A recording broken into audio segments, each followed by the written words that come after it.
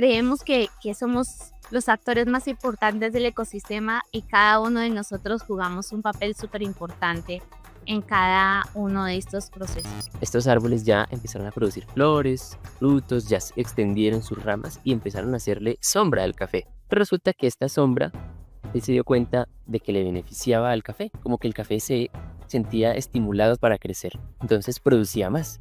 Por seleccionar las plantas que estaban cerca del bosque de la finca de él, las plantas nativas, ¿sí?, que están naturalmente relacionadas con el suelo de su finca, con las condiciones de su finca, con el clima de su finca, consiguió, miren, una cantidad de ventajas adicionales y él seguía produciendo su café común y corriente. Y se dieron cuenta que al tener árboles, ya como se densificó ya como estaba protegido todo, ya las heladas no afectaban a los cultivos. Por cada especie exótica que yo siembre, dejé de sembrar una nativa. Y por cada especie exótica que yo estudie, dejo de estudiar las nativas. Hola, hola queridos bioproductores, bienvenidos a un nuevo episodio de Agrobiota Podcast. Mi nombre es Paula Rojas, soy microbióloga industrial, soy productora agrícola, soy investigadora y además de eso me encanta trabajar en sostenibilidad de cultivos agrícolas.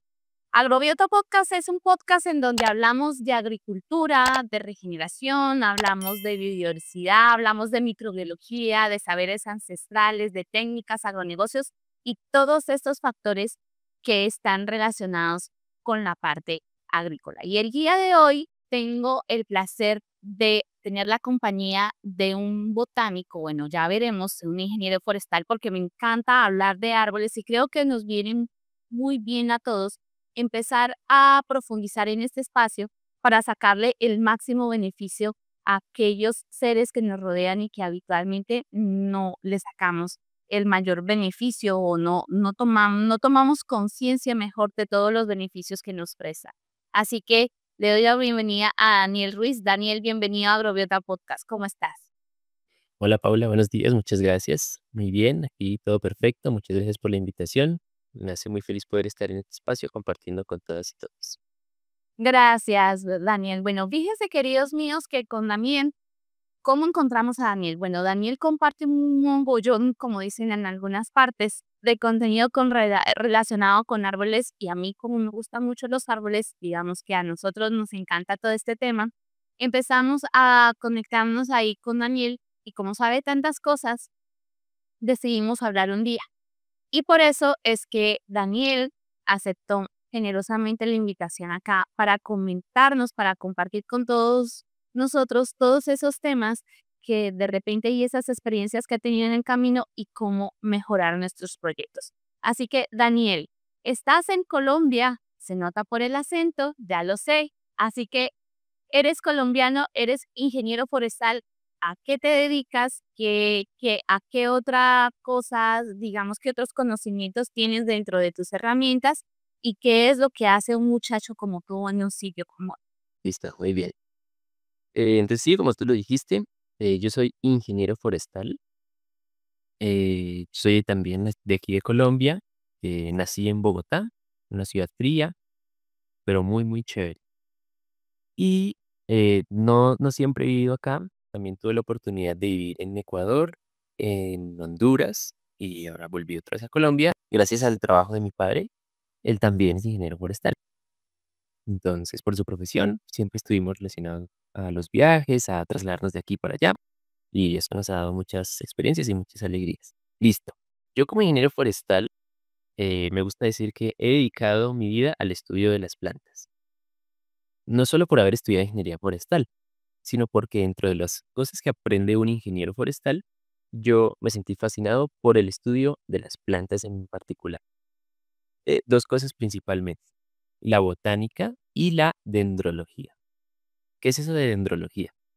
Bueno, cuando nosotros partimos la palabra dendrología, tenemos dendro, que significa árbol en latín, y logía, pues logos, saben ustedes, es el estudio. Pues la dendrología es el estudio de los árboles. ¿Qué representa? Son toda esa serie de técnicas que yo utilizo cuando estoy, por ejemplo, en el bosque, para poder decir, este árbol se llama tal, es de tal especie. Si yo tengo un árbol muy grande y yo no tengo acceso, por ejemplo, a las hojas, a las flores, a los frutos, ¿qué hago yo para saber cómo se llama? Eso Hay muchas técnicas que ya les iremos contando y todas esas se agrupan en la dendrología. Y por otra parte, la botánica es la ciencia que se encarga de la clasificación de las plantas. Entonces, yo encuentro un árbol eh, y lo relaciono con otro, porque son, por ejemplo, de la misma familia. Entonces, esa clasificación, esa ciencia en la clasificación, la identificación, la organización de las plantas se llama botánica. Entonces, yo me he enfocado en esas dos prácticas y las aplico al resto de mi profesión. Por ejemplo, necesitan hacer un estudio de un bosque, por ejemplo, digamos en el Amazonas, pero necesitan de alguien que pueda decir, este árbol se llama tal, sirve para tal, se relaciona con tal animal, le gusta vivir en tales suelos y se llama tal. Entonces tienen que contratar a alguien que sepa precisamente de identificación y de árboles para poder hacer ese estudio. Entonces ahí es donde entro yo a ser parte del equipo. Genial, y me parece maravilloso esto que comentas porque creo que a veces olvidamos la relación que tienen todos los componentes de un ecosistema y cuál es su impacto y cómo, digamos que como productores agrícolas beneficiarnos, ¿no? O sea, creemos que somos los actores más importantes del ecosistema y cada uno de nosotros jugamos un papel súper importante en cada uno de estos procesos. Daniel, si tuviéramos que mencionar los principales beneficios que la dendrología y la ecología vegetal aportan a estos ecosistemas agrícolas en el contexto de regeneración y sostenibilidad, ¿cuáles serían esos beneficios que mencionaría? Ah, excelente pregunta, listo. Para responderla, tengo que hablar de tres cositas especiales de la vegetación, digamos de los bosques. Se llaman los componentes de la vegetación. Perdón, se llaman los atributos de la vegetación. Son tres: la composición, la estructura y la función, que es cada cosa.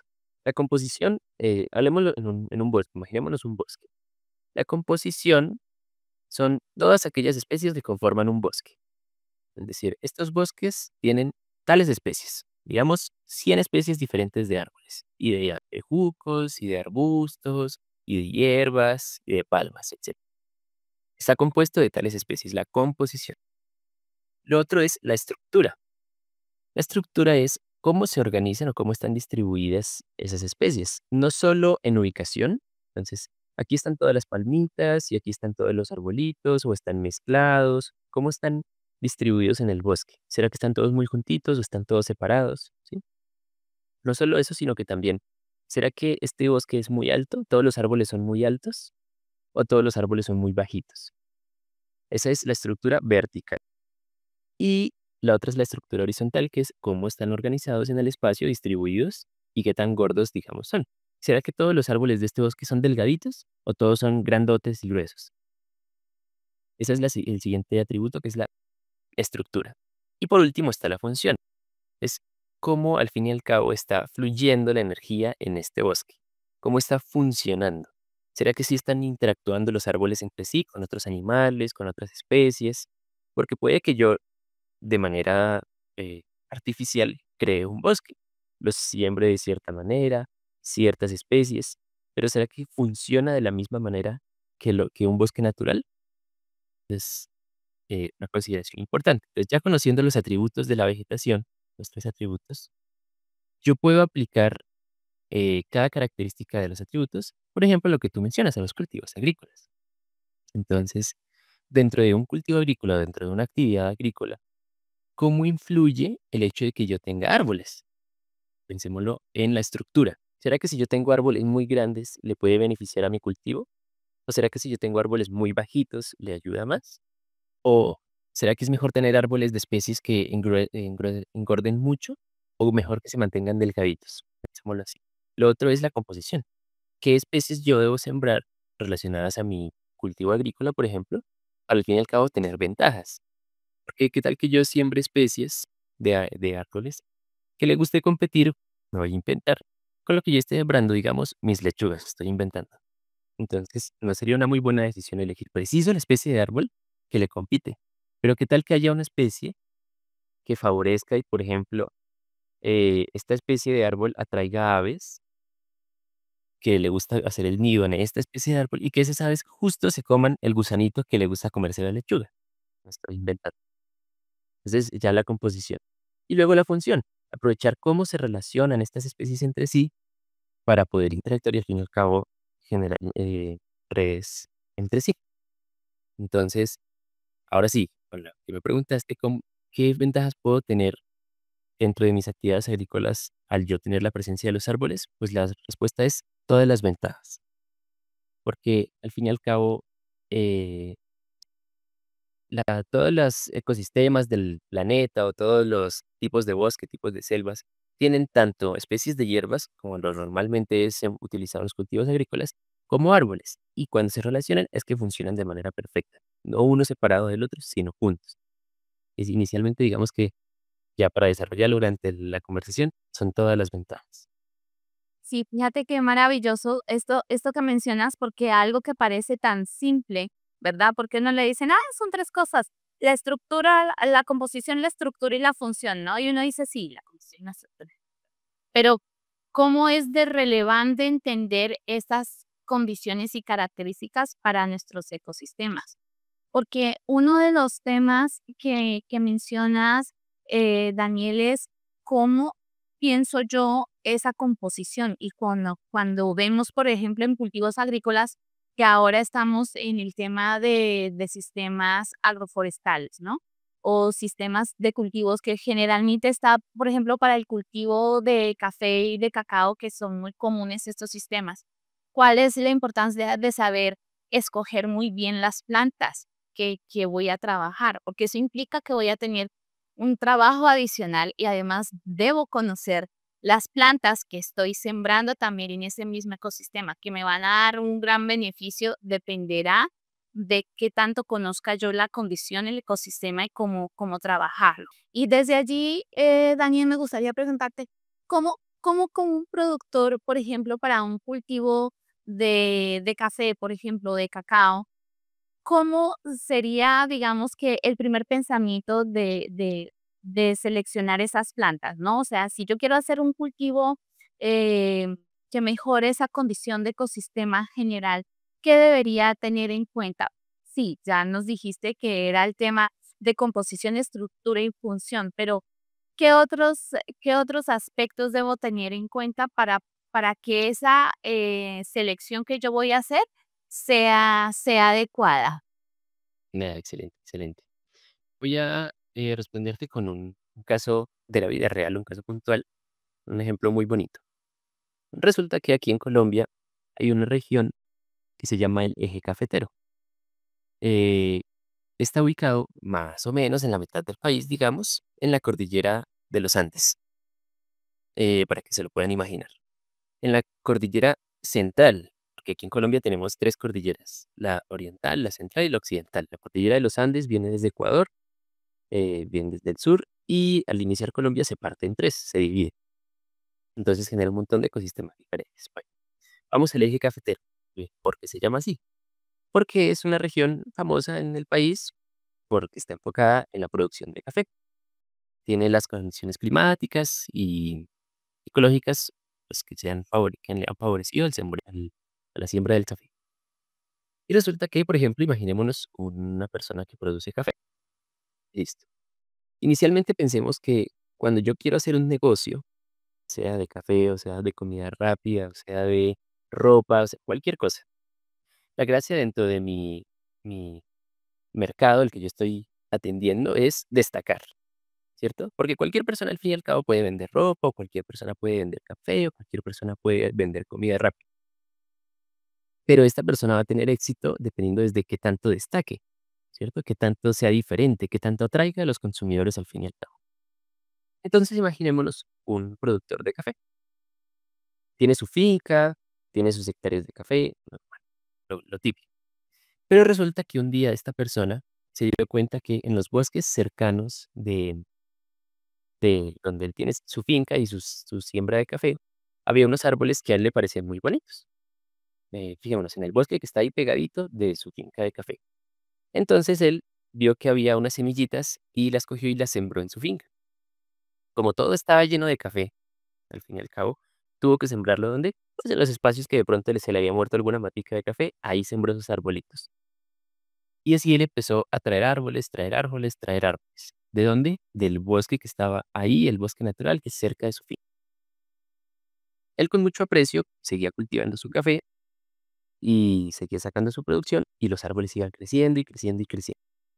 Resulta que después de un tiempo, estos árboles ya empezaron a producir flores, frutos, ya se extendieron sus ramas y empezaron a hacerle sombra al café, lo que él inicialmente no había considerado. Pero resulta que esta sombra, él se dio cuenta de que le beneficiaba al café, como que el café se sentía estimulado para crecer. Entonces producía más. Y él empezó a consultar, a preguntarse, ¿será que mi café está mejor porque tengo árboles? Después de empezar a ver estos detalles, él se dio cuenta que los árboles, además, como ya estaban tan altos y renovaban sus hojas, ellos iban botando hojas y botando hojas de manera natural. Y él veía el suelo que estaba pues, en el sembrado con café y vio que estaba lleno de hojas secas. Con esto él se dio cuenta que cuando llovía, el agua caía era sobre las hojas secas y no directamente sobre el suelo. Y un problema que él tenía antes, porque como estas fincas son de tanta pendiente, cuando llovía mucho se le escurría todo el suelo, se lavaba el suelo con esa agua. Pero ahora que tenía tantos árboles y tanta hojarasca en el suelo, la hojarasca retenía el agua, dejaba que el agua se infiltrara mejor en el suelo y ya no se le escurría la finca. Pues pensemos que esto de pronto también estaba ayudando el café. Y resulta que, como les estaba diciendo, estos árboles empezaron a producir flores, frutos y empezaron a llegar muchas aves diferentes a vivir, ¿dónde? En estos nuevos árboles, porque como los bosques estaban ya muy aislados, eran muy poquitos bosques, todas las aves les tocaba vivir apretaditas en ese bosque lejano de la finca. Pero ahora como su finca tenía tantos árboles, las aves dijeron, ay, bueno, pues pasémonos también para allá que ya hay nuevas casas, nueva comida. Entonces, empezaron a llegarle muchas aves y él seguía produciendo su café común y corriente. No cambió nada desde que él sembró sus árboles. Él nunca dejó de producir café. Él seguía produciendo café común y corriente. Y resulta que un día eh, llegó una persona a la entrada de su finca pidiéndole permiso para entrar. Entonces, esta persona era un ornitólogo. Entonces, recordemos, ornitólogos son las personas que estudian las aves.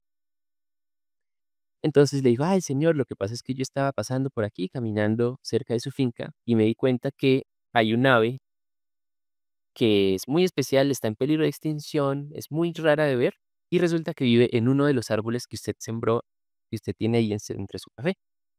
Entonces me gustaría saber si de pronto usted puede permitirme quedarme aquí en su finca y yo le pago a usted hospedaje y si me puede preparar los alimentos porque yo quiero hacer un estudio sobre esta ave y como vive aquí en su finca, pues le quiero preguntar si usted me deja quedar. Y él, pues sí, pues claro. Entonces él sin darse cuenta, por sembrar árboles, de repente su finca se volvió hotel. Porque empezaron a llegar un montón de personas a decir, ay, es que yo quiero también ver esa ave, ay, es que esa es rarísima de ver, ay, yo quiero tomarle una foto. Entonces él generó un espacio para que la gente viniera a tomarle fotos a las aves que había en su finca. Él seguía produciendo su café, común y corriente. Entonces las personas empezaron a llegar y llegar y llegar, y él empezó a producir café y a las personas que les vendía su café. Entonces, su finca se volvió famosa no solo por el café que producía, sino porque empezaron a llegar tantas aves diferentes que se volvió un lugar muy interesante para el turismo. Entonces, él por tener café y por querer tener unos árboles, sin darse cuenta, consiguió un montón de ventajas adicionales. Porque tras del hecho, por alguna razón, que no vamos a profundizar en este momento, el café empezó a cambiar de sabor, porque él se dio cuenta que había tantos árboles ya y el café seguía produciendo común y corriente. Pero resulta que estos árboles empezaron no a inventar, botar ciertas sustancias dentro del suelo, aportar nutrientes dentro del suelo y el café cambió de sabor. Y el café se volvió famosísimo. Entonces, el kilo de café que antes a él se lo compraban, no voy a inventar, $100. Ahora, como era tan especial y tenía un sabor tan único y tal, ahora el mismo kilo que él producía se lo compran ahora en $400, solo por sembrar árboles. Entonces, consiguió hotel, restaurante, turismo, se le aumentó el precio del café. El café ahora no necesitaba tanta fertilización porque las hojas le aportaban al café. Ya no le tocaba arreglar el suelo porque entonces el suelo ahora estaba protegido con las hojas. El café ahora crecía mejor porque tenía los árboles. Entonces él, por seleccionar las plantas que estaban cerca del bosque de la finca, de las plantas nativas, ¿sí? Que están naturalmente relacionadas con el suelo de su finca, con las condiciones de su finca, con el clima de su finca, consiguió, miren, una cantidad de ventajas adicionales y él seguía produciendo su café común y corriente. Historia como para contar y responder tu pregunta. Mira que me parece maravilloso esta historia que nos cuentas porque finalmente es una historia de sostenibilidad muy bonita, ¿no? O sea, sin querer queriendo, cómo vamos generando espacios que realmente sean mucho más eficientes y que veamos nuestros ecosistemas agrícolas como lo que son, como un ecosistema. Finalmente, ver esa condición y esa capacidad que se tiene trabajando con solo la observación, que es para mí es el primer paso de ver qué sucede a mi alrededor, cuáles son las ventajas que puedo sacar en esta condición y cuáles son esos objetivos que yo quiero desarrollar, pues nos dan una respuesta. Fíjate, si por ejemplo pensáramos también, Daniel, no sé si desde tu experiencia nos puedas decir si basados en estos principios, podemos seleccionar especies arbóreas, por ejemplo, de estos entornos agrícolas para maximizar esa biodiversidad que efectivamente es lo que nos has contado, pero por ejemplo, para hacer ese control de plagas o esa mm, condición de cambio de un ecosistema particular, ese cambio que se va a generar con árboles, ¿es posible lograrlo? Es decir, nosotros tenemos una condición con árboles y sin árboles, eso está dicho, pero ¿puedo seleccionar yo algún tipo de árbol para que vaya gestionando un comportamiento distinto en mi ecosistema agrícola? Excelente pregunta. Claro que sí. Y voy a responder con otra historia de la vida real. Como les decía, viví mi infancia, yo la viví en Ecuador, porque mi papá, al ser ingeniero forestal, él lo consiguió trabajo en Ecuador con comunidades indígenas. Él siempre se enfocó en el trabajo con comunidades indígenas. Y mi papá era siempre muy querido por todas las personas con las que trabajaba. Entonces nos invitaban mucho a las fincas que tenían acá las personas. Y teníamos unos amigos que tenían una hectárea en una región fría también de Ecuador, vamos, de cuenta como Bogotá, una región fría en la cordillera de los Andes. Y resulta que ellos tenían su hectárea en su finca. Estos amigos eran arquitectos, sí, no estoy mal. Pero ellos, enamorados de la siembra, que de poder sembrar su comida, de ver su finca utilizada, al fin y al cabo, aprovechada, ellos empezaron a cultivar diferentes especies de hortalizas, de verduras, de frutas, ¿sí? Y resulta que en esa hectárea, eh, de lo que ellos producían, pues recolectaban lo que por supuesto no se podían comer porque era mucha comida, y lo llevaban a una ciudad cercana y ellos empezaban a surtir los mercados. Al inicio empezaron así, ¿no? A surtir diferentes mercados, pero luego ellos pusieron su propio puesto, porque ellos tenían prácticas de no utilizar insecticidas, era una cosa muy, no sé si se le dice orgánico, bueno, tú me corregirás ahora.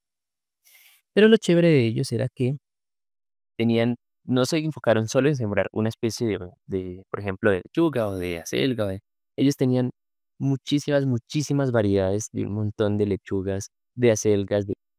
Yo, sin decir mentiras, puedo decir que en esa hectárea tenían por lo menos 40 especies diferentes de entre hortalizas, entre verduras, entre frutas.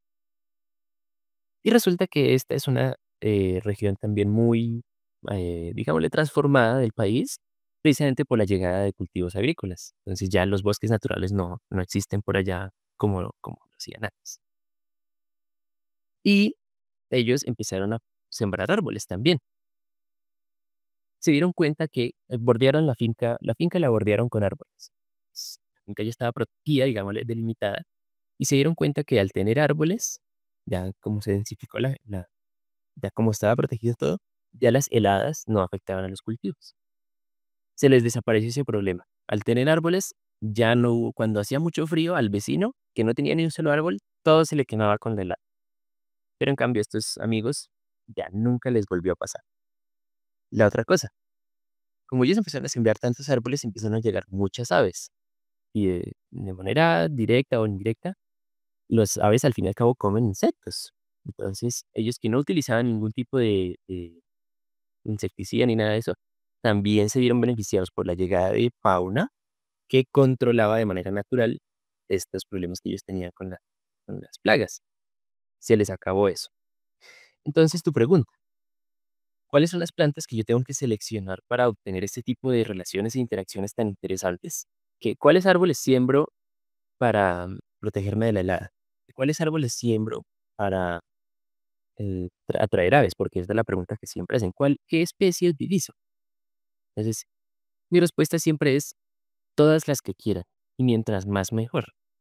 Porque de manera accidentada hemos siempre relacionado, por ejemplo, si yo a cualquier persona en la calle le digo, ¿cómo usted se imagina un cultivo de maíz? Me va a decir, no, pues yo me imagino así una extensión grandísima de maíz, hasta el horizonte, maíz, maíz, maíz. Y yo le digo, ¿qué es lo primero que se le viene a la mente cuando yo le digo agricultura? No, un cultivo así de maíz grandísimo. Entonces yo siento que ahí está el error del concepto. Porque ¿de dónde nació esa idea de que el cultivo agrícola solo puede ser un monocultivo gigante? Por ejemplo, estos amigos tenían en una hectárea 40 especies diferentes y era agricultura, es la misma actividad. Lo mismo con los árboles. No pensemos en sembrar un árbol, que seleccionemos, no, es que este es el que me sirve. No, todos sirven y mucho mejor mientras más haya, porque la estrategia de la naturaleza para protegerse es la diversidad. Si yo en mi cultivo solo siembro maíz, por supuesto que va a llegar el insecto que le gusta comer maíz, ¿sí? Va a llamar a toda la familia y el primito y a la abuela y todos, vengan que es que aquí hay un montón de maíz para comer. Pues lógicamente va a tener un problema de plagas. Pero si yo siembro, me voy a inventar, esto no es posible de manera directa. Maíz, papa, yuca, lechuga, tomate, frijol, si yo siembro todo mezclado, pues sí, llegará algún insectico a comer, por supuesto, pero no voy a tener el problema de que de repente todo se me llena de plagas. Lo mismo con los árboles.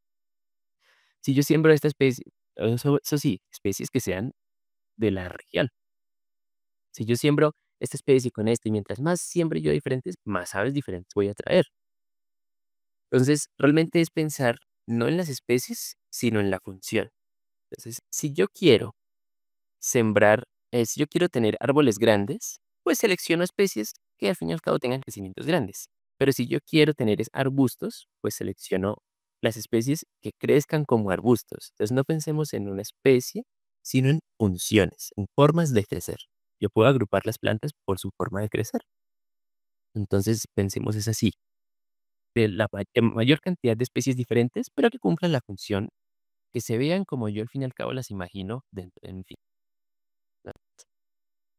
Me parece maravilloso esto que explicas, que lo haces de manera muy simple y efectivamente hay muchos ejemplos de ello. Fíjate, nosotros en casa, en nuestra huerta, tenemos una huerta pequeña, o sea, nuestro espacio es mínimo, pero le sacamos a esos pocos metros toda la variedad posible y todos los cultivos están sanos y son deliciosos. Y la verdad es que uno no hay nada más divertido que pararse en la puerta de la huerta, porque generalmente la tenemos encerrada porque si no las gallinas no nos dejan.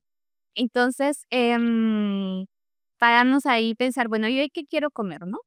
Entonces tenemos berenjena, lechugas, acelgas, espinacas, tenemos flores comestibles, tenemos cebollas, tenemos cebollines, tomates, pimentones, ajís, o sea, todo lo que se nos ocurra, lo tenemos allí y es una de las cosas que generalmente desaprovechamos cuando trabajamos en la parte agrícola porque pensamos que tener esa planta repetida 1000 veces es la forma en la que hacemos agricultura. Y cuando entendemos todas esas condiciones, fíjate, uno de los retos que teníamos con mi padre cuando empezamos con el tema de dividir los lotes de ganadería, era cómo lo vamos a dividir, porque estaba siempre dividido en la zona por cercas, pero cercas de palos o de postes con el alambre de púas, ¿verdad? Para que no haya tránsito de todos los animales y el desorden, sino tener un pastoreo dirigido.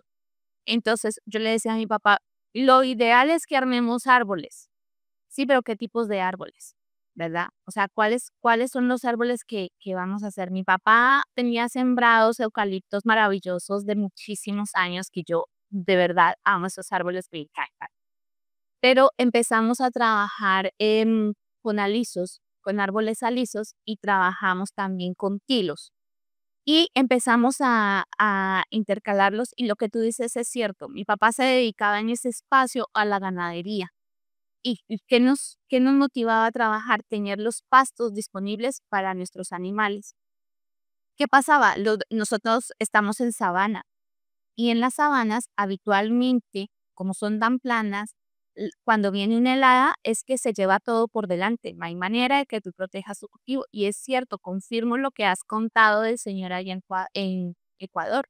Y es que efectivamente una helada simplemente se va a llevar todo por delante.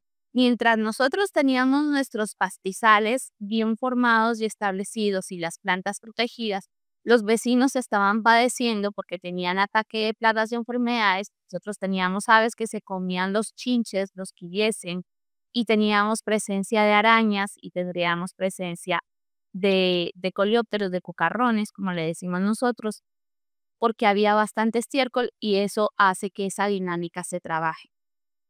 Es una forma fácil de poder ver cómo nosotros podemos implementar. Entonces, en ese caso, lo que nos sugieres, Daniel, no es, tú decías, es más en cuanto a función, más que en especie, ¿verdad? Y dependerá del tipo de ecosistema que yo quiera generar, evalúo la especie, es decir, la función, mejor dicho. Nos han dicho que en un sistema de cacao, por ejemplo, lo ideal es que haya distintos estratos, ¿no? Que hayan plantas que son herbáceas, que son pequeños, los frutales que son intermedios y que ahí también puede estar el cacao, luego vendrían los árboles que generan sombra y luego vienen las palmeras porque tienen una altura muchísimo más grande. Pero eso me implica a mí conocer a los árboles y conocer los cultivos que estoy relacionando y cómo trabajarlos. Entonces, desde ese punto de vista, Dani, ¿qué deberíamos tener en cuenta? O sea, tener siempre presente los que siempre están en el ecosistema ahí presentes o puedo incluir algunos de acuerdo a la función que yo cumpla.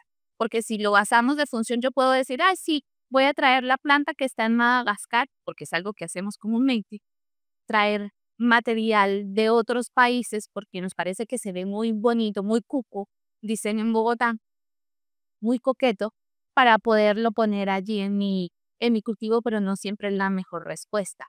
Entonces, ejemplo de la flor del poeta, ¿no? De esta planta que se ve muy linda, que son flores amarillas con un centro negro que se ven preciosas y a alguien le pareció muy lindo ponerlo dentro del jardín que enredara entre los árboles y ahora se nos convirtió en una planta que es invasiva. Entonces, ¿cómo hacemos para no meter la pata de esa manera, Dani? Listo. Excelente pregunta, excelente pregunta. Tal como tú lo dijiste, bueno, si no nos tenemos que preocupar tanto por la especie, sino por la función, entonces yo podría traer cualquier especie de cualquier lado, ¿no? Claro, eso sería lo primero que uno puede pensar y es toda la razón. ¿Cuál es la cosa que hay que considerar? Resulta que habíamos hablado es de la composición, la estructura y la función. La composición es las especies que yo traiga. Sí, yo me puedo traer especies de cualquier parte del mundo, de Madagascar, de Australia, de la China, y estoy cumpliendo con composición. Veo que la estructura, no, es que yo necesito un árbol que crezca mucho y para yo poder sacar madera o que necesito que me haga sombra. Y entonces yo selecciono la especie que vaya a cumplir con esa forma de crecer, con la estructura. Pero va la tercera, la función. Puede que si yo quiero, por ejemplo, hacer cercas vivas para proteger mi cultivo de las heladas, ¿cierto? O para división de potreros. Listo, composición, elijo el eucalipto. Estructura me sirve porque eh, crece y se va a densificar y las hojas con no sé qué y el viento, entonces ya no hay helada. Pero falta la función. Resulta que los frutos del eucalipto son frutos secos, no es que tengan una carne como por ejemplo una manzana, una uva, un banano, no, son frutos secos. Y ningún pájaro aquí del trópico, de donde estemos, se las va a comer. No solo porque precisamente no tienen nada atractivo para comerse, sino porque lo desconocen. Porque por supuesto los aves también conocen sus árboles, porque están viviendo con ellos. Dicen, uy, este árbol está como raro, los frutos no me los puedo comer. Y no, yo no estoy seguro si se me va a proteger, yo mejor no hago mi nido ahí. Entonces, a mí me dijeron que los árboles van a traerme pájaros y que me van no sé qué. Pues sí, pero resulta que es que yo no sembré de pronto el árbol que cumple con la función de integración con las especies nativas de aves, por ejemplo. Es por eso hay que pensar en los tres atributos de la vegetación. Y ahora, ¿cuál es el otro problema? Resulta que por cualquier árbol exótico que yo traiga y siembre, sembré uno nativo menos, porque está ocupándome el espacio de un árbol nativo. Listo. Entonces, eh, siempre está como ese dilema de no, es que no hay que culpar a las especies exóticas porque es que esas no son malas, porque no hay que, como dicen por aquí, una expresión, no hay que satanizarlas porque es que no son malas. Sí, claro, el árbol eucalipto aquí no llega diciendo es que yo voy a acabar con el ecosistema. No, el árbol simplemente quiere crecer como cualquier árbol. Lo que pasa es que aquí en Colombia nosotros tenemos aproximadamente, reportadas hasta el día de hoy, casi 30.000 plantas diferentes. De esas 30.000 plantas diferentes, por supuesto, habrá muchas especies que faltan por descubrir, pero pensemos de esas 30.000, ¿será que es que ninguna puede cumplir las funciones que, por ejemplo, se le atribuyen al eucalipto? No, es que el eucalipto es el único que crece así de rápido y es el único que puede sacar madera así de rápido. Pues eso es verdad, pero ¿será que de las 30.000 especies no hay ninguna otra que haga eso? ¿Será que es que ya las estudiamos todas para poder decir, es que el eucalipto es la mejor, ya no es que no hay otra? ¿Sí? ¿Y qué es lo que pasa? Por cada especie exótica que yo siembre, dejé de sembrar una nativa. Y por cada especie exótica que yo estudie, dejo de estudiar las nativas. Entonces, eso es lo que pasa. Como nos hemos enfocado tanto en estudiar ciertas especies que han sido las atractivas por el azar al fin y al cabo, por ejemplo, el eucalipto, que el pino, que el ojo de poeta, ¿sí? Como yo me he sentido atraído por esas especies porque sí, son muy bonitas y hay unas especies fascinantes y hermosas. Y por supuesto, si yo quiero tener eucaliptos en mi finca, pues claro que lo puedo hacer al fin y al cabo, porque ¿quién me va a decir que no? Si es mi finca. Claro que sí. Lo que pasa es que nosotros como profesionales y enamorados al fin y al cabo de las plantas, tanto en el sector forestal como en el sector agrícola, podemos decirle, vea, yo sé que usted quiere sembrar árboles, pero yo le ofrezco de pronto tal árbol, que no solamente le va a cumplir con proteger de las heladas, no solamente usted lo va a poder aprovechar para sacar madera, sino que además le va a dar frutas a usted para que usted coma y venda. Ah, bueno, listo, está bien. ¿Por qué a esta persona no se le había ocurrido antes sembrar esa especie en lugar de eucalipto? Pues sencillamente porque no la conocía. Precisamente es razón del desconocimiento. Aquí la diversidad en el trópico es tan abrumadora que lo más fácil es traer una cosa de afuera, que es lo que ya sé. Porque es tanta, tanta, tanta, tanta, que si nosotros todos dedicáramos nuestras vidas al estudio de las plantas, por ejemplo en Colombia, digámoslo, aún así faltarían personas. Nos tocaría traer personas de otras partes del mundo para que nos ayudaran, porque son demasiadas. Lo mismo, dentro de las actividades productivas, llamémoslo, sean forestales o agrícolas, hay tantas cosas diferentes que es muy difícil para una sola persona tomar decisiones dentro de su finca. Por eso es que hay personas, al fin y al cabo, que han dedicado su vida al estudio de estos procesos forestales o agrícolas y que nosotros, al fin y al cabo, cumplimos la función de decirle, vea, yo le sugiero tal, tal, tal y tal cosa. Nosotros, desde este lado, debemos estar es comprometidos con, no puede ser que yo, teniendo 30.000 plantas diferentes, dé la respuesta fácil. Eucalipto. Quiste el eucalipto. Malo. Opino. Porque es hermosísimos. Claro, yo aquí puedo hacer una finca, por ejemplo, dedicarme a sembrar especies exóticas y hacer un jardín botánico de especies exóticas para que vea usted, persona que quiere conocer especies de otras partes del mundo, venga y las ve con una cosa controlada. Porque, ¿qué es lo que pasa? Pueden volverse invasoras. ¿Sí? Lo que otra vez no es culpa de las especies, ellas están cumpliendo es con crecer, como por ejemplo el ojo de cuete. Se vuelven invasoras, entonces ya no solo me afecta el bosque nativo, sino que, por ejemplo, hay un problema muy grande aquí en Colombia. Hay muchos cultivos de palma de aceite, es una palma exótica, por supuesto, que ha acabado con muchos de los bosques nativos en la región de la Araucanía, en la región de los valles interandinos, porque quitan los bosques donde tenían valiosas maderas, un montón de frutas, de turismo, al fin y al cabo potencial, para sembrar palma de aceite. ¿Sí? Porque, por supuesto, al fin y al cabo tenemos que comer de algo, ¿sí? Y si nunca, ha venido alguien a decirnos: "Venga, yo les propongo esta idea para que hagan turismo en su finca, o siembren estos árboles, o las aprovechen así". Entonces, pues, yo, por supuesto, pongo mi palma, ¿m? Y nadie puede decir que no. Entonces, está la palma, que es una otra vez una planta, etcétera, que tienen sus cultivos, y resulta que se han visto inundados por el ojo de poeta. Entonces, el ojo de poeta crece tanto que tapa las palmas y las mata. Pues fíjense que ya las especies exóticas están compitiendo entre sí para ver quién es la más invasora y entonces ya es difícil. Entonces, otra vez, ¿cuál es el problema? ¿Yo puedo traer especies de otro lado? Sí, pero resulta que es que eso no es una decisión fácil. Es como yo decir, yo no saber nada de medicina y decir: "Ah, pues es una pastilla igual a la que me daban cuando yo era chiquito, me la voy a tomar". Y sí, es una pastilla y se toma con agua y es del mismo color, pero no cumple la misma función, ¿sí? Composición, estructura y función. Y sí me puede matar. O si me puede acabar con mis especies nativas, de las cuales no pude ni siquiera conocer y ya se acabaron. Entonces, diría eso, diría eso. Y fíjate que mientras hablabas, yo estaba pensando, por ejemplo, en cultivos que se satanizan, como la palma de aceite o el aguacate, ¿no? Que ahora tienen mala fama precisamente, o la palta, como le dicen acá en Perú, o como le dicen en México también, em, de cómo utilizar estos cultivos, ¿no? Porque el problema no es la planta en sí, como bien mencionas, el problema es el manejo que nosotros le estamos dando. Porque pensamos que por tener una mayor cantidad de esas plantas en una área determinada, vamos a tener una mayor producción. Y eso lo que nos conlleva es precisamente a lo que mencionabas, y es que hay presencia de insectos en una tasa mucho más alta, porque se van a ver atraídos por ese alimento de manera fácil y disponible.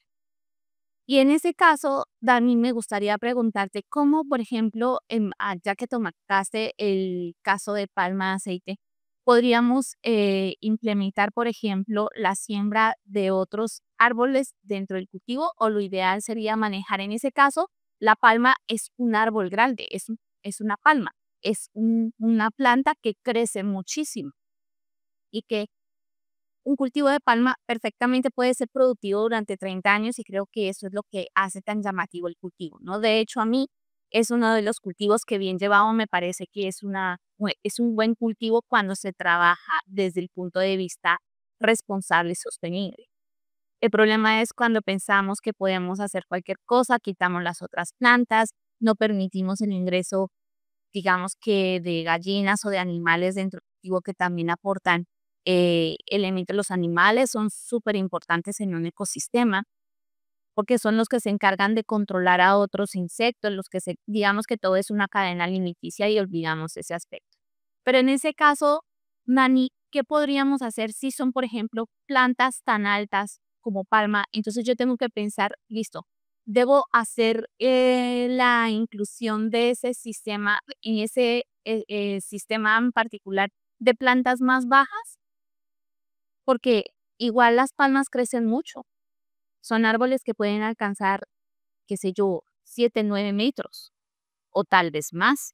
Dependiendo de la edad del cultivo, pues sí puedes tener plantas que son mucho más altas, pero digamos que se busca mantenerlas para que el proceso de, de cosecha sea fácil. Pero ¿cómo hacemos nosotros para seleccionar plantas que estén relacionadas ahí? Ya, digamos que basados en los tres principios que nos dijiste, ¿cómo hacemos en este caso que las palmas son más altas? Excelente pregunta, otra vez. Listo. Ya si nos pasamos, aprovechemos que estamos hablando del caso palma de aceite para hacer unos análisis bien interesantes. En este instante estoy trabajando en una región de Colombia que se llama el Magdalena Medio, que es la parte central del recorrido del río Magdalena, que es uno de los ríos más importantes del país, si no el más importante. Entonces, esta región se caracteriza porque es supremamente diversa, tanto en animales como en plantas, como en relieves, bueno, y no solo biodiversa, sino que tiene una gran cantidad de endemismos. ¿Qué es un endemismo? Cuando yo digo que una especie es endémica, quiero decir que tiene una distribución muy restringida. Por ejemplo, hay una especie que se llama marfil, y esta especie crece solo en el Magdalena Medio. Solo podemos encontrarla allá. Entonces pensemos que si se acaba el Magdalena Medio, que es una región, no es muy grande en comparación con el resto del planeta, por supuesto, se desapareció esta especie porque solo existía en ese lugar. O por ejemplo, en Madagascar, pasémonos allá, es una isla y hay especies de plantas o animales que solo viven en Madagascar. Entonces pensemos que de repente se desaparece esa isla, se desaparecieron todas las especies endémicas de ese lugar porque no vivían en ninguna otra parte del mundo. Es- Entonces este lugar tan especial en Colombia, en medio, en este instante tiene varios problemas.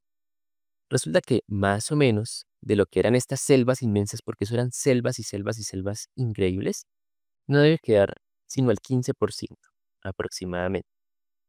¿Por qué? Por los procesos de transformación agrícola y ganaderos. Entonces, es una cosa que le llamamos el cambio de uso del suelo. Este suelo antes estaba siendo utilizado en ser bosque. Yo le cambio el uso. Yo no me llevo el suelo y lo llevo a otro lado para volverlo agrícola o ganadero, no. Cambio el uso del suelo. Entonces, y bosque y pongo cultivos agrícolas o vacas. Ese es el cambio de uso. Entonces, ha habido grandísimas tasas de deforestación. Como les digo, ya no debe quedar más del 15% de los bosques originales. Y imaginemos todas las especies endémicas que han desaparecido. Y han sembrado muchísima palma de aceite. ¿Por qué? Porque es que resulta que, por supuesto, hay personas viviendo en el Magdalena Medio. Esas personas en el Magdalena Medio tienen que comer y vivir de algo. Entonces yo cuando llego a vivir a un lugar que es inundado de selvas, ¿qué es lo primero que yo puedo pensar en hacer? Pues aprovechar la madera y venderla o utilizarla para hacer en casa. Limpio un pedacito de selva, y por supuesto hay que hacer porque, ¿no? Y pongo mi casita y voy a inventarme ahí mis gallinas y mis cositas. El problema es cuando resulta que la distribución de la tierra en Colombia es muy injusta.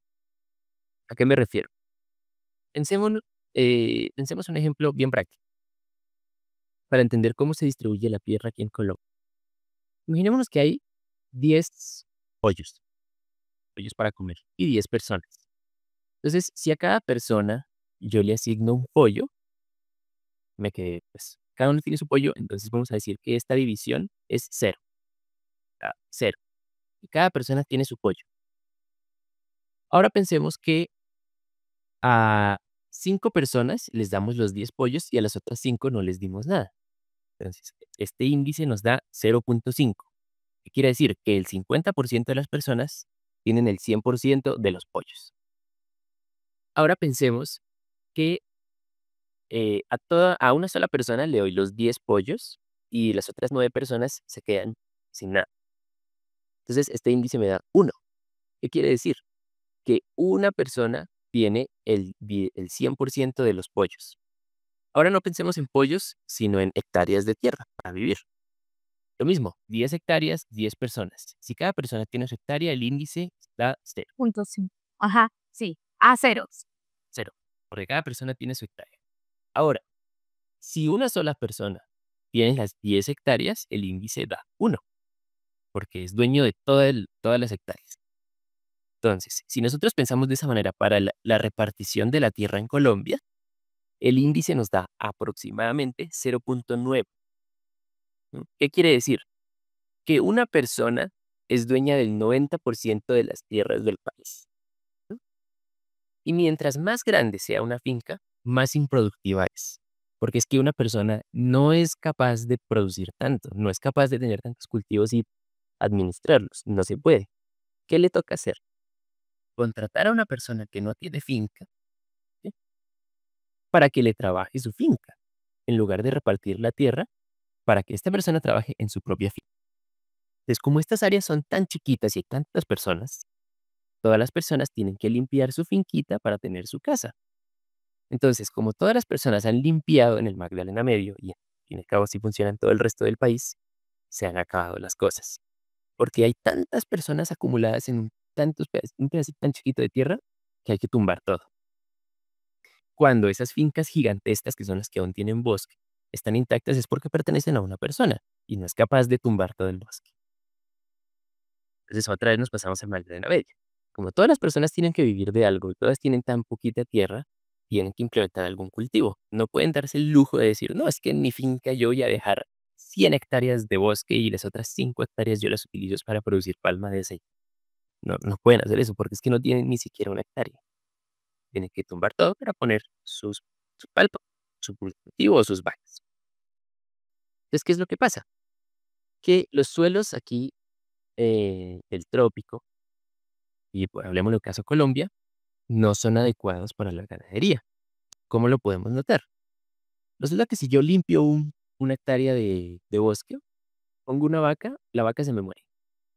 Porque esta hectárea de suelo, que antes tenía un bosque tan vigoroso y tan fascinante, no puede producir pasto suficiente para una vaca. ¿Qué me toca hacer? Tumbar 2 hectáreas para una sola vaca. Entonces, si yo quiero tener 10 vacas, ¿cuántas hectáreas tengo que tumbar? Si yo quiero tener 100 vacas, ¿cuántas hectáreas tengo que tumbar? Y tras del hecho, ¿cuánto dinero me produce una vaca al año?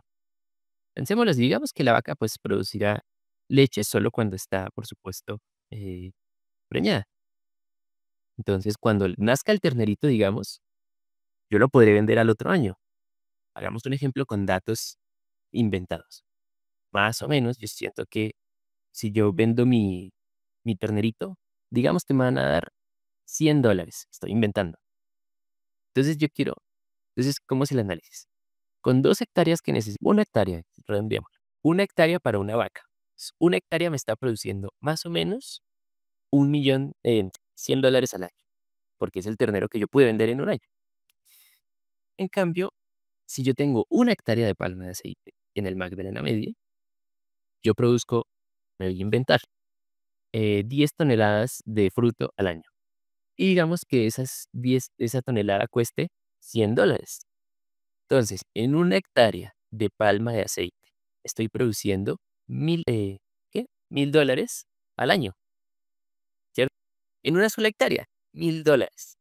En cambio, con una vaca, yo produzco $100 al año. Entonces, no, pues pasémonos, obviamente, el cultivo de palma es mucho mejor.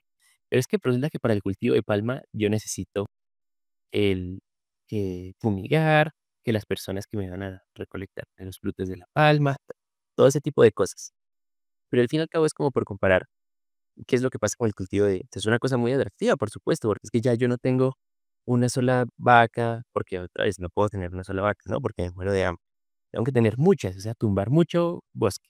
No, pues pasémonos mejor a la palma de aceite, no necesitamos tumbar tanto bosque, ¿sí? Y, y producimos más.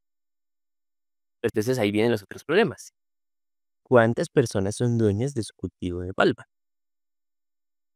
No serán ni el 5%, porque otra vez la repartición de la tierra hace que una sola familia tenga 3.000 hectáreas, porque así es allá en la región donde estoy, con su cultivo de palma y ellos, por supuesto, tienen muchas ganancias, pero las personas siguen en su finquita de menos de una hectárea trabajándole al señor de la palma.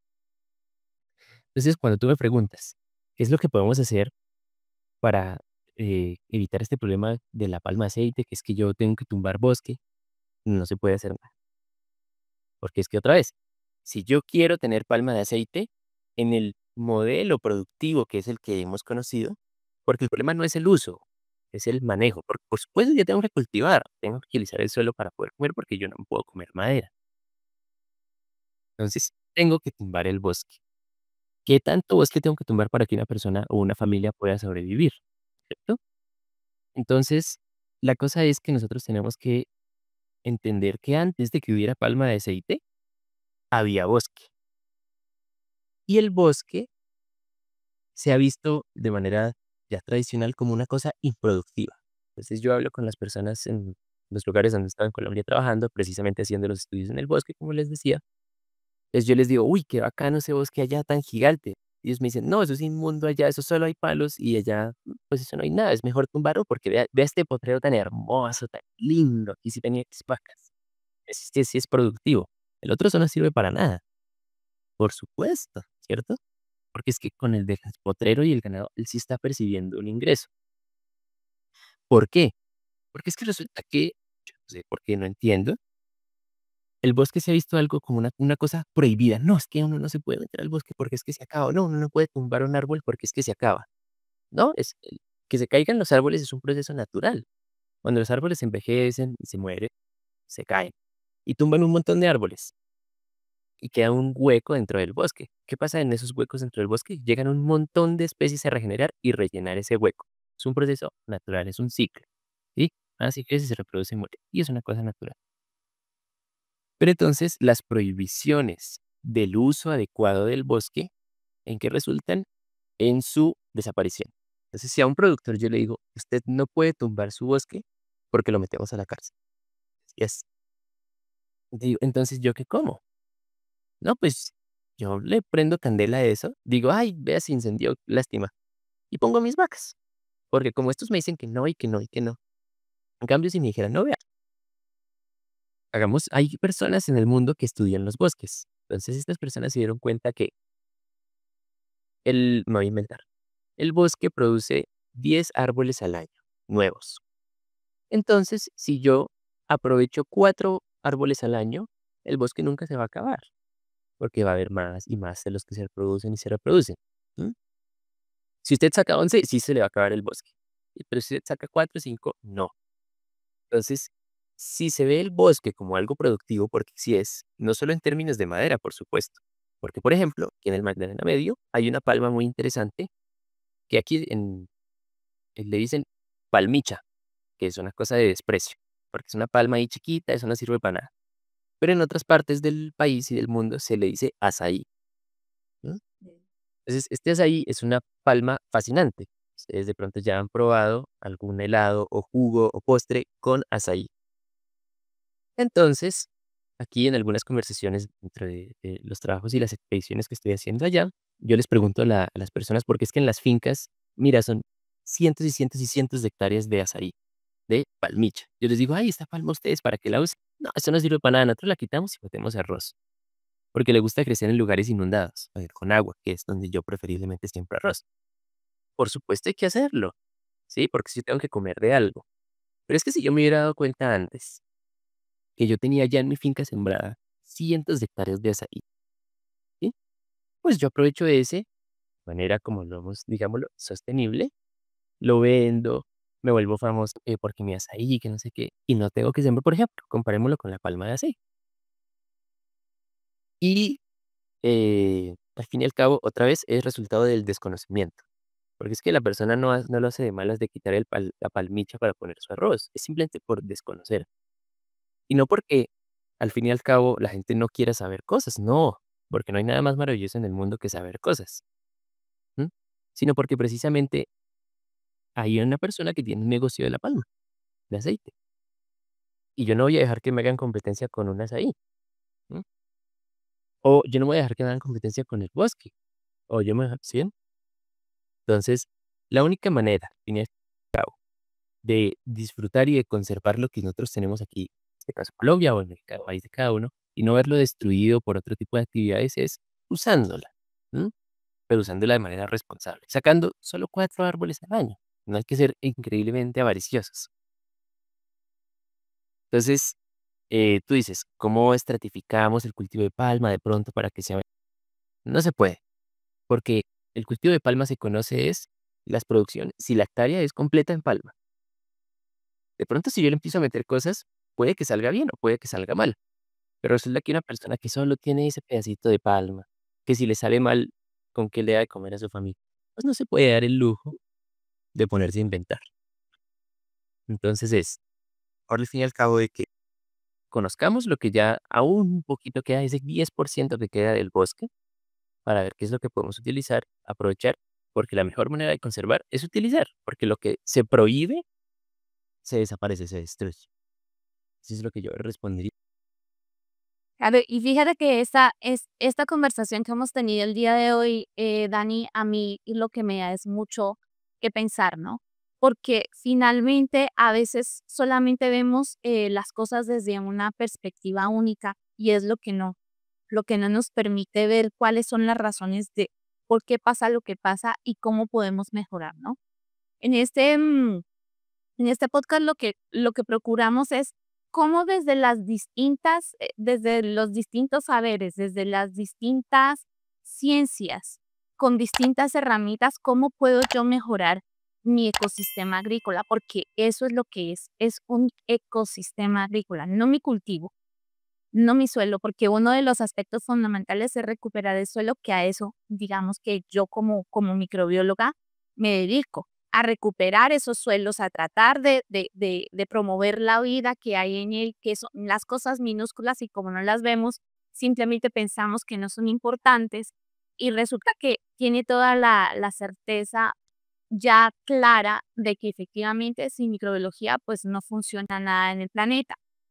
Pero cuando no entendemos que cada uno de esos actores también tiene la misma relevancia e importancia y damos por sentado que simplemente la forma más fácil es, lo más fácil es no conozco y quito y pongo lo que yo ya conozco o lo que veo que le funciona a otras personas porque me gusta pensar que somos personas y agricultores con valores que no hacemos las cosas por maldad, ¿no? Porque a veces pensamos y nos vamos por caminos que no corresponden, sino simplemente es el desconocimiento o quiero emular algo que alguien está haciendo, pero sin tener todas las herramientas y sin entender cuál es el objetivo, ¿verdad? Entonces ahí es donde pongo en tela de juicio cuáles son esas condiciones. Por eso, uno de los factores más importantes de esto que estabas mencionando y que por ahí en una esquina estaba pensando es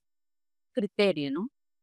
¿Cómo tengo yo como productor el criterio de poder decidir y tomar decisiones sobre lo que me están diciendo y cómo mejorar bajo mis propias condiciones esa característica? Porque hay productores que tienen media hectárea, hay productores que tienen una hectárea, hay productores que tienen 10, que tienen 30, que tienen 100, que tienen 1000, que tienen 100,000, y así son las cosas que vamos a hacer. O sea, esa es la naturaleza del asunto y está bien o está mal. Bueno, digamos que digo yo, no somos directores generales del universo para entrar en esa dinámica, pero ¿qué desde mi producción puedo yo empezar a hacer y a gestionar? Entender, creo yo, que el conocimiento de todas estas dinámicas del ecosistema y cómo los árboles, estos que ahora nos están diciendo, por fin estamos viendo la máquina y lo queremos ver, la maravillosa máquina que es un árbol y que no tenemos que ahora eh, generar máquinas para producir oxígeno. Bueno, tenemos unas maravillosas que las sembramos y crecen y producen oxígeno y además de eso nos da sombra y frutos y son casa para animales y nos dan muchísimos beneficios. Y si pensamos por ese lado y empezamos a desarrollarlo, creo que podríamos empezar a tener beneficios. Así que, como ideas generales, creo que a mí se me queda en este momento, Dani, el hecho de pensar, cuando quiera pensar en un tema de las plantas que quiero sembrar, empezar a pensar en el tema de composición, estructura y función. Digamos que esa me la quedo, me la pongo en mi mochila de herramientas y creo que será la cosa más útil que pueda empezar a trabajar dentro de los ecosistemas agrícolas con los que trabajamos. Fíjate que durante toda esta dinámica, Dani, hemos hecho en los episodios con nuestros invitados, digamos que vayan respondiendo y generando una pregunta para el invitado que viene, ¿no? Resulta que el invitado anterior dejó la pregunta de cuáles son las principales falencias desde tu punto de vista que evitan la transferencia tecnológica más efectiva en el sector agrícola. O sea, desde tu perspectiva, ¿cuáles son esos retos que tenemos todavía para hacer esa transferencia de tecnología? Listo. Excelente pregunta, muy chévere. Eh, listo. Resulta que, por supuesto, para las actividades agrícolas, y digámoslo también para las forestales, hay ya ciertas tecnologías que facilitan los procesos. ¿cierto? Que las hacen más eficientes, eficaces, etcétera, etcétera. ¿Cuál es el problema, en mi opinión, para la transferencia de esta tecnología, de estas técnicas, al fin y al cabo? Una cosa que pasa aquí en el trópico, que es que aquí es demasiado diverso. ¿Entonces a qué me refiero? La que, ¿cuáles son los países más sabios o que mejor les va produciendo, por ejemplo, a nivel agrícola? Imaginémonos, yo me imagino siempre el cultivo en Estados Unidos, el de maíz en Estados Unidos. Porque yo veo en los TikToks, por ejemplo, de esas máquinas que recolectan, que son unos rodillos gigantes y que tienen unas como tubos para sacar me imagino que es trigo, yo no sé, ¿sí? Máquinas fascinantes, uy, no sé, es increíble, es súper chévere y el cultivo así largo, plano, muy bacano, muy bacano. Digo, bueno, ¿cómo hago yo para tener esa tecnología aquí en Colombia, cierto? O en otra parte del mundo. Que es que las condiciones allá son supremamente diferentes a las de acá. Entonces, ¿por qué? Porque es que aquí en Colombia, mira, encontrar un pedacito plano, eso es rarísimo. Ya, de pronto si me voy para la Orinoquía o el Amazonas, será algo plano. Pero, Y lo de la pavana cundiboyacense, que es pero si me encuentro con algo plano, luego hay un humedal, hay un río, hay una cantidad de cosas increíbles donde esta tecnología yo no la podría utilizar porque se me queda enterrado y se me daña. ¿M? Entonces el problema es que la transferencia de tecnología o de información se ha hecho es a partir de unos países muy diferentes, de unos modelos productivos muy diferentes. Entonces, como allá por ejemplo, pensémoslo en los países de latitudes más altas, por ejemplo en Estados Unidos, pensémoslo así, allá la diversidad es muy diferente. Como allá hay estaciones, ¿sí? Las plantas han tenido que adaptarse a una cosa diferente. Aquí en el trópico nosotros no tenemos estaciones. Tenemos temporadas secas y temporadas lluvias. Pronto allá en Perú, donde están ustedes, ahí no, se notan más las estaciones. Pero aquí en toda la mitad del planeta no hay estación. Entonces, las plantas aquí la tienen, digamos, tranquila en ese sentido, que siempre se adaptan a lo mismo. Pero ya, por ejemplo, en Estados Unidos, donde un instante nieva, luego hace calor, luego hace, no sé, así diferente, las plantas les es un poco más difícil. Entonces, un menor número de plantas se pueden adaptar a esas condiciones. Entonces, son bosques gigantes de una sola especie. En cambio, aquí son bosques gigantes de muchísimas especies diferentes. Lo mismo en los cultivos a la producción agrícola. Allá de pronto les puede servir a ellos las plantaciones forestales, porque es que sus bosques son así, es lo que ellos conocen, un bosque gigante de una sola especie. Pero aquí eso no pasa, no existe. Aquí hay que replicar las condiciones de la naturaleza y de la biodiversidad propias de acá, que es un bosque gigante pero de muchísimas especies, o si no, no va a funcionar. Lo mismo con el sistema productivo. Porque es que otra vez nos imaginamos el cultivo de maíz gigantesco, en lugar de aquí, como por ejemplo tú lo has hecho en tu pedacito de huerta, un montón de especies diferentes. Entonces, si yo quiero comer un día tal cosa, tal cosa, tal cosa, lo puedo hacer. Pero ya si se acabó el maíz o nadie quiere comprar maíz ese año, pero de pronto allá les sirve porque son áreas gigantes de pocas especies. Aquí eso no es así. Aquí tenemos áreas gigantes de muchísimas especies. Y entonces, si yo supongo traer tecnología, transferir tecnología de un lugar supremamente distinto al mío, no me va a servir. Por ejemplo, para extraer mi cultivo, ¿yo cómo saco el café de esas lomas y pendientes tan increíbles? Yo tengo que hacer una cosa diferente a la que se hace en otro país. Tengo que hacer cables así aéreos para transportar, ¿sí? O no, que es que aquí hay plantas diferentes para la tecnología aplicada a, a pesticidas, por ejemplo. Todo es diferente. Yo siento que la deficiencia respecto a la transferencia de la tecnología es copiar las tecnologías. Porque por más que yo lo intente, no se va a poder porque aquí es diferente. ¿M? Entonces es dedicar los esfuerzos no a transferir tecnología de otra parte, sino a hacer la propia mía que esté adaptada a mis condiciones de relieve, de suelo, de plantas. Ese es el problema en mi opinión. Me parece que esa visión que tienes es realmente completa, porque muchas veces pensamos que, claro, el tema está en que no entienden la tecnología, por eso es que no podemos transferirla. No, caramba, es porque no la tropicalizamos.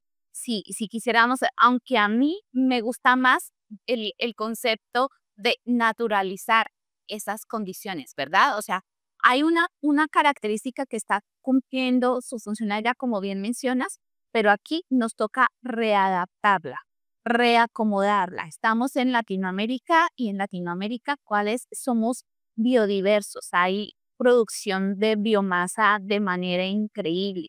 En otros lados tienen producción de bosques, de maderas, de un montón de cosas que son distintas.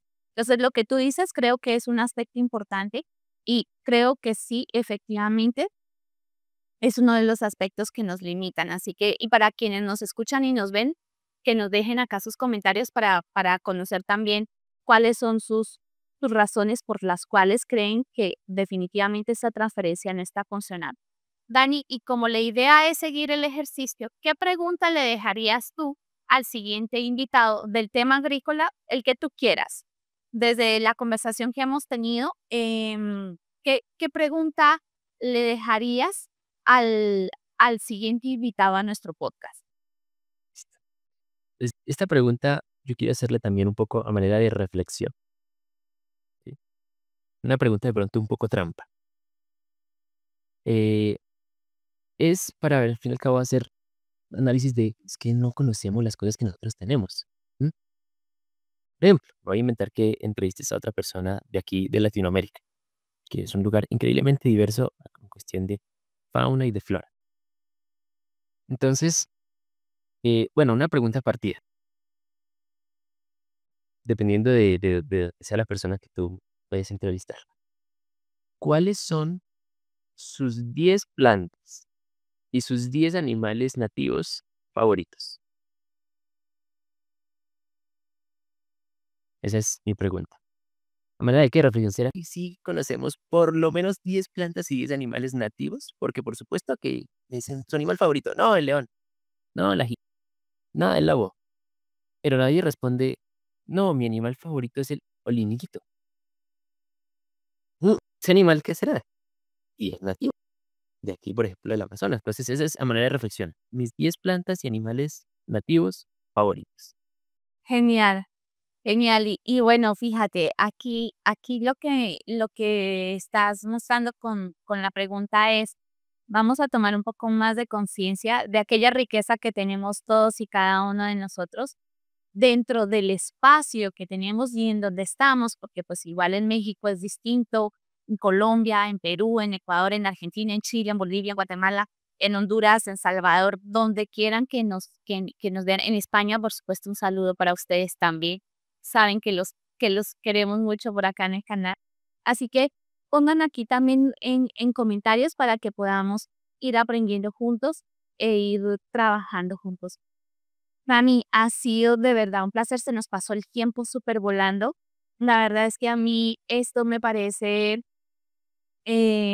muy enriquecedor porque todas las veces tenemos la oportunidad de conocer un nuevo aspecto que puede generar una herramienta más para mejorar mi proyecto agrícola, mi ecosistema agrícola y cómo puedo hacer yo que esa producción, cuando soy agricultor, sea más sostenible y que no nos sigan echando la culpa de que somos los culpables de todo lo que está pasando en las condiciones del planeta, sino que en definitiva podemos nosotros también ser parte de la solución. Somos solución en muchos aspectos, pero y si además vamos mejorando todo lo que vamos haciendo, creo que está buenísimo. Así que Dani, de verdad, muchísimas, muchísimas gracias. Por favor, dinos en dónde te podemos encontrar, en dónde se pueden comunicar contigo los bioproductores que nos acompañan, los que nos ven y los que nos escuchan. Listo. Bueno, pues pueden encontrarme en este instante en Instagram o en TikTok para que vean al fin y al cabo cuál es el contenido que he estado subiendo. En Instagram aparezco como danielruiz.m, seguramente lo dejaremos por aquí escrito, y en TikTok como Danirumo. Entonces ahí de pronto ustedes pueden, si quieren, comunicarse o disfrutar del contenido que estoy subiendo, que está todo relacionado al conocimiento de nuestros árboles nativos. ¿M? Sí, es genial. Ahí pueden contactarme. Y no, pues te agradezco infinidades a ti porque es que estos espacios a mí me encantan, en los que al fin y al cabo podemos compartir algo de lo que sabemos. Porque hay una frase que escuché que me gusta mucho repetir y aplicarla, y es que una de las únicas cosas que podemos hacer, aún después de muertos, es seguir enseñando. Sea a través de un libro, sea a través de un episodio de un podcast, sea a través de... Pero mientras uno deje algo escrito, algo hecho, algo para que otra persona pueda nutrirse, es lo mejor, ¿sí? Entonces uno puede enseñar incluso después de muerto. Entonces todo lo que sea para enseñar, para compartir y para saber más, a mí me fascina y te agradezco infinidad de ti por haberme invitado.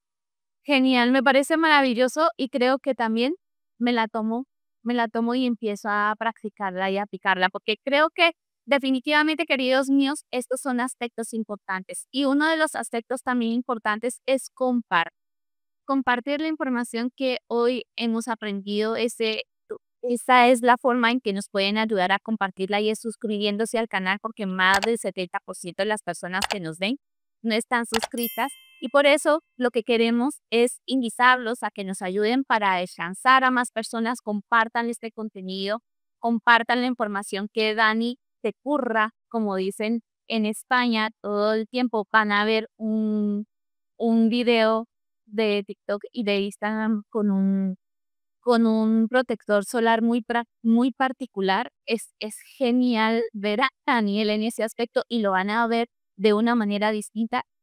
Vayan y visítenlo y ya verán por qué les digo lo que les digo. Dani, de verdad, muchísimas gracias por este espacio. Gracias por hacer lo que haces, por dedicarte al conocimiento y a compartir tus conocimientos con relación a los árboles, a estos organismos maravillosos que siempre nos acompañan y que podemos empezar a mejorar en nuestras condiciones. Gracias, Dani. Sí, gracias a ti y gracias a todos ustedes por escucharme. Y esta es una invitación también para que dediquen su vida al estudio de las plantas. Genial, muchas gracias. Queridos míos, que la luz del sol ilumine sus vidas, que la fuerza de las estrellas los acompañe y que la belleza y la exuberancia de la naturaleza aborde su camino. Nos vemos en el siguiente episodio. Bye. Agrobiota Podcast. Un podcast que construye una comunidad que explora el universo agrícola desde microorganismos y sabores ancestrales hasta estrategias de negocios sostenibles.